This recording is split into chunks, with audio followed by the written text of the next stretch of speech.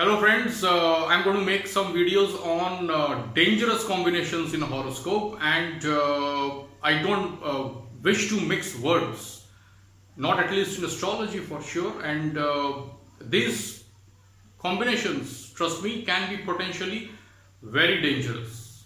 Okay, out of the box these are dangerous, but they can be fatalistic, or the danger could be mitigated, could be reduced based on some lucky factors. Okay, so I will just talk about these possibilities in a chart.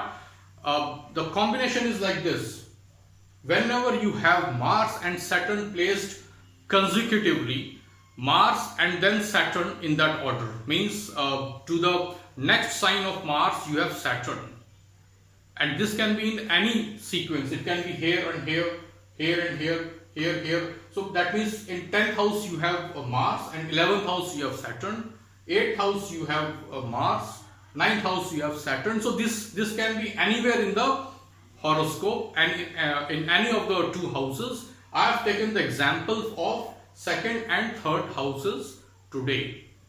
So this is a combination you have to watch out for. This is not a rare combination.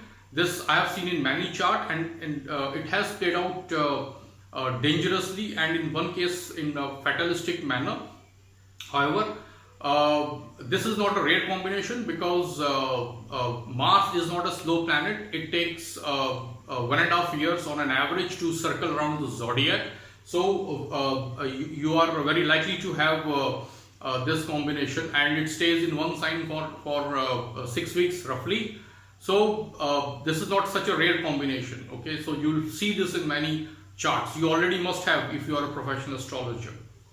Okay, so you have Mars and Saturn consecutively placed like this in 2 and 12 combination from each other. Right, so what's the problem here? These are natural malefics. Okay, natural malefics aspect is out of the box malefic, unless there is one factor. Okay, I don't want to talk about that factor in this video because the scope of the video would be different. But out of the box, these are natural malefics, and natural malefics aspect on any house is not good. Now you have two natural malefics aspecting the same house. The fifth house, Mars, fourth aspect, special aspect of Mars, 1, 2, 3, 4, and Saturn's third aspect, the special aspect of Saturn, 1, 2, 3. So both of them, they have aspect on 5th house and also in 9th house. That is Saturn's 7th aspect and Mars's 8th aspect. So these two houses in this example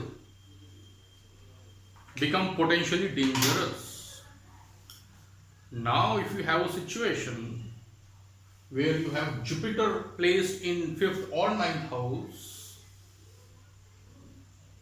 it's potentially fatalistic. How? Jupiter is a natural significator of 5th house, that is progeny, and 9th house being 5th from 5th, that is as per Bhavat Bhavam principle, it is also an important house for progeny.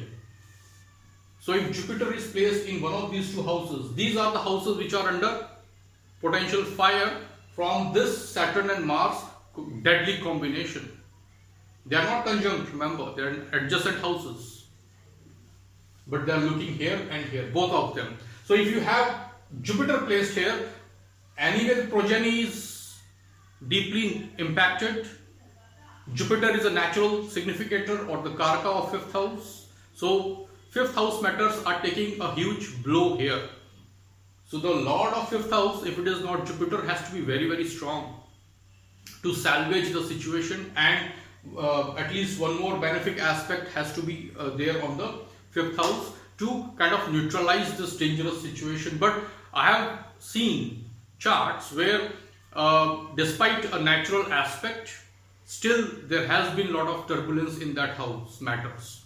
So you always have two houses under hit list, two houses under severe challenge by these two malefics, the 4th and 8th from Mars.